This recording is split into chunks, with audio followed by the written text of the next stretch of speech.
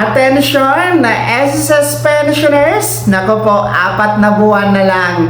13th month pension, matatanggap nyo na. Ang schedule para ngayong 2026, aalamin natin. May pagbabago nga, kaya matatanggap ba ito ng mas maaga? Yan ang ating pag-uusapan. Hello mga ka-vlogs! Welcome sa aking YouTube channel at welcome po sa ating official Facebook page. Saan ka man nanonood, kumusta? Well, eto no, makinig mga pensyonado ng SSS dahil alam nyo ba, 4 na buwan na lang. Ganun kabilis at ganun kadali, no? 4 na buwan na lang, matatanggap at makukuha nyo na ang inyong 2026 13th month pension. Alamin natin, may pagbabago ba sa schedule?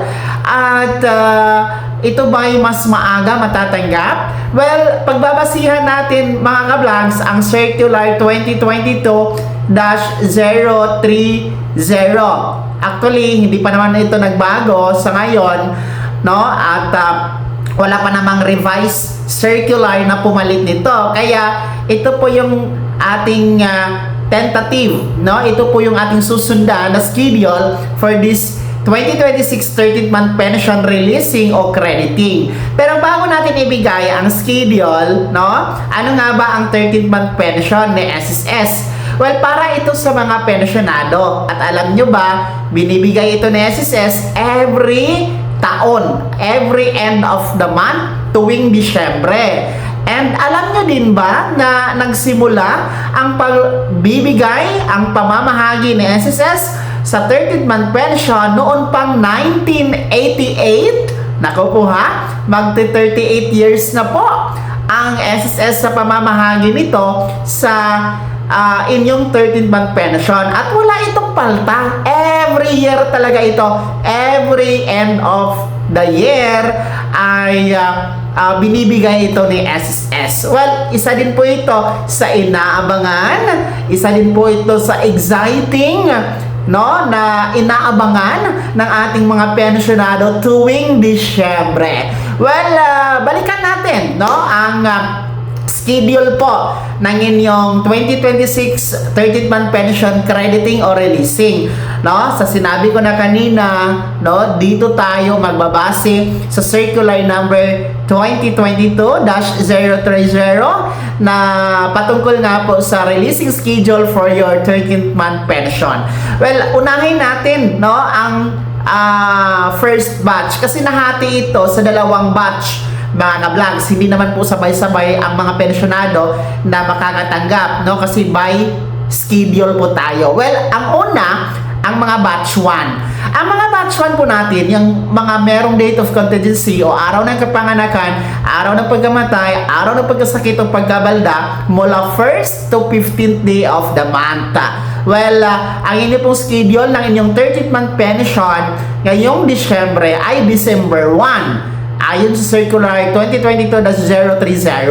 Well, ang December 1, no, ay para talaga yan sa ating mga first batch. Maliban na lang kung ang December 1 matapat sa holiday o di kaya naman po ay weekend, Sabado-Linggo, maatras sa pinaka-last working day ni SSS. Pero I think ang December 1 ay hindi naman po yan weekend or holiday, no? Nasa regular day po yan. Kaya walang pagbabago sa petsa. December 1 ang 13th month pension na schedule for 2026 ng ating mga first batch. Pangalawa, no, yung ating mga second batch SSS pensioners na may date of contingency o araw ng kapanganakan, araw ng pagkamatay, araw ng pagkasakit o araw ng pagkabalda mula 16th to last day of the month.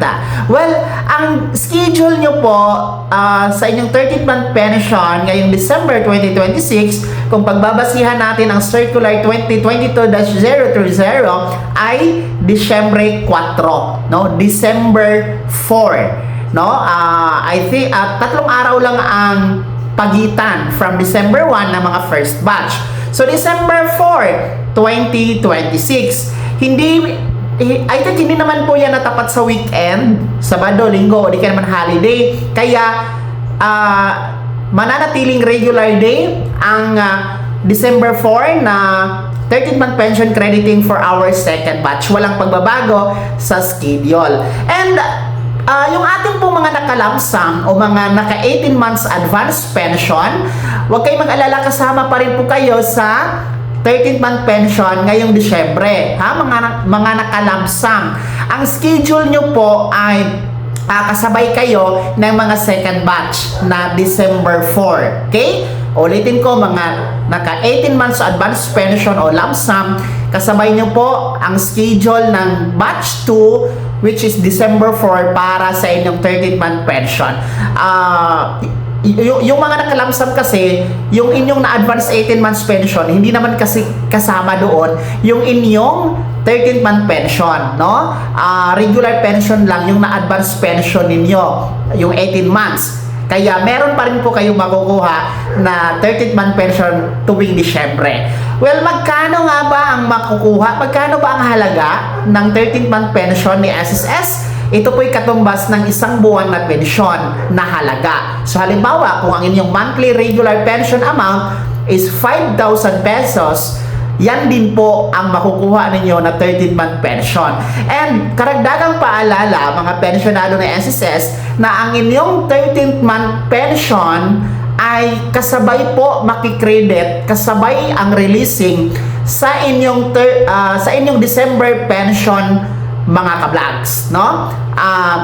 Kaya nga po, every December, doble po ang matatanggap, doble po ang makukuha ng ating mga pensionado, times 2. Kasi nga, December regular pension plus the 13th month pension, times 2 po yan. Kaya, nasasabi natin exciting at inaantay talaga ng mga pensionado ang buwan ng Disyembre dahil nga po, doble ang makukuha dahil sa 13th month pension, mga ka-vlogs. Kaya, ano po yung komento at reaksyon sa 4 na buwan na lang, ang bilis lang ng araw, huwag nyo pong antayin dahil ang araw talaga napakabilis lang lumipas, di natin namamalayan, no? Setyembre na, Oktubre na, Nobyembre na, at Disyembre na. Okay? Ang inyong komento, excited na ba kayo sa inyong 13th month pension? Sino ang mga baguhan dito ng mga pensionado na first time pa lang makakatanggap ng 13th month pension ngayong Disyembre? Ibahagi niyo po sa comment section na nasa baba. Maraming salamat sa pagtutok. God bless. Mag-ingat, mga ka-vlogs.